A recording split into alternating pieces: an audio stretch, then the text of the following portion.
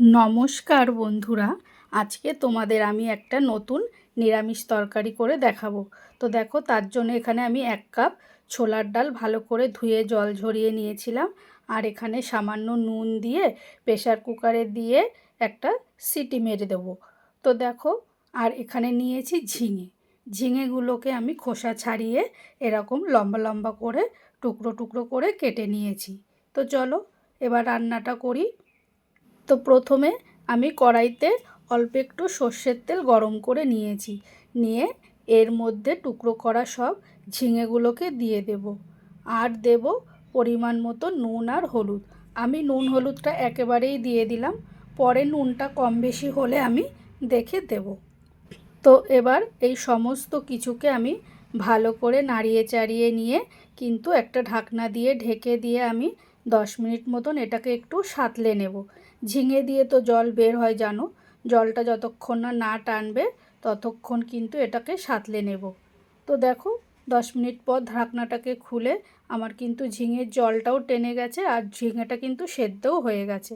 এবার এটাকে একটা বাটিতে তুলে নিয়ে আমি কড়াইটাকে কিন্তু পরিষ্কার করে ধুয়ে নেব।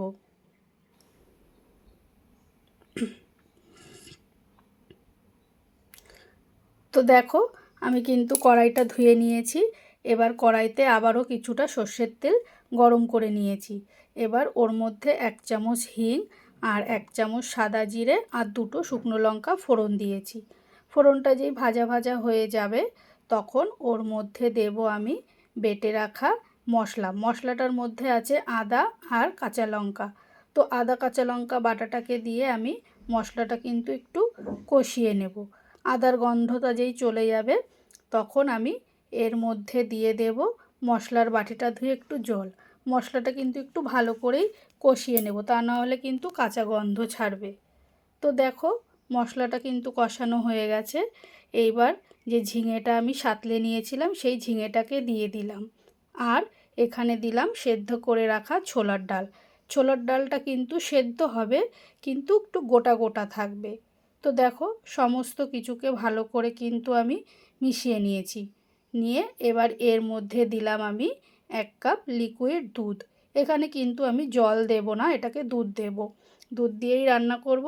তো দেখো, দুধটাকে দিয়ে আমি আবারও একটু নাড়িয়ে চাড়িয়ে নিয়ে এটাকে 10 মিনিট মতন রান্না করে নেব। তো দেখো বন্ধুরা, 10 মিনিট পর কিন্তু আমার তরকারিটা কিন্তু ফুটে উঠেছে। আর দেখো কতটা কমে গেছে, একটু লেগে যাবে যেহেতু ডাল। তো আমি আবারও একটু নাড়াচাড়া করে দিলাম। দিয়ে এর মধ্যে দিলাম স্বাদ মতো চিনি আর ভাজা মশলা।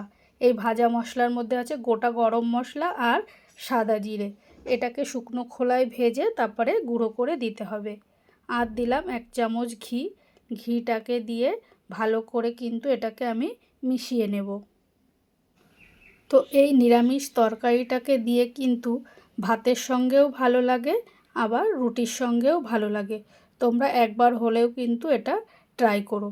তো দেখো, আমার কিন্তু রান্নাটা পুরোপুরি কমপ্লিট হয়ে গেছে।